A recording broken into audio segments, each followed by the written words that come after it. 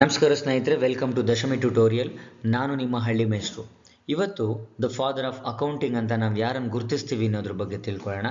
ಈ ಚಿತ್ರದಲ್ಲಿ ಇರ್ತಕ್ಕಂಥ ವ್ಯಕ್ತಿಯ ಹೆಸರು ಲೂಕಾ ಪ್ಯಾಸಿಯಾಲಿ ಅಂತ ಹೇಳಿ. ಇವರು ಮೂಲತಃ ಇಟಾಲಿಯನ್ ದೇಶದವರಾಗಿರ್ತಾರೆ.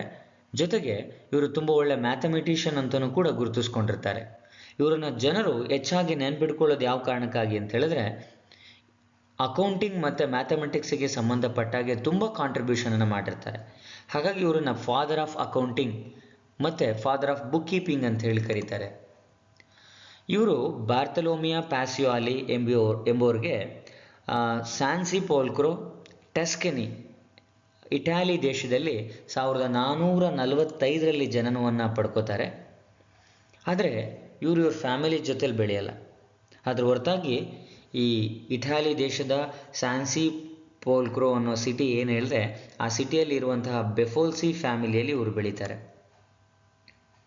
ಆ ಒಂದು ಸಂದರ್ಭದಲ್ಲಿ ಈ ಸ್ಯಾನ್ಸಿ ಪೋಲ್ಕ್ರೋ ಅನ್ನೋ ಸಿಟಿಯಲ್ಲಿ ಅವರೇನು ಬೆಫೋಲ್ಸಿ ಫ್ಯಾಮಿಲಿಯಲ್ಲಿ ಇರ್ತಾರೆ, ಆ ಸಂದರ್ಭದಲ್ಲಿ ಅವರು ಒಂದು ಫಸ್ಟ್ ಬುಕ್ಕನ್ನು ಬರೀತಾರೆ.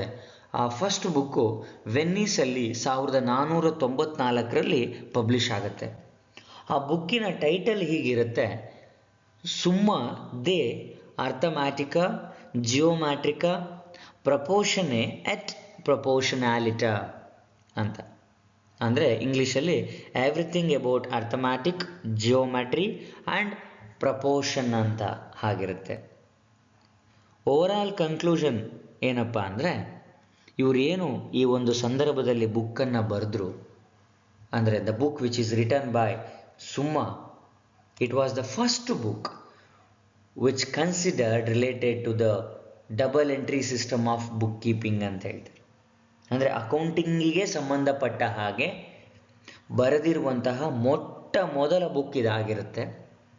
ಹಾಗಾಗಿ ಇವರನ್ನು ನಾವು ಫಾದರ್ ಆಫ್ ಅಕೌಂಟಿಂಗ್ ಅಂಥೇಳಿ ಇವತ್ತು ಕರಿತೀವಿ. Thank you.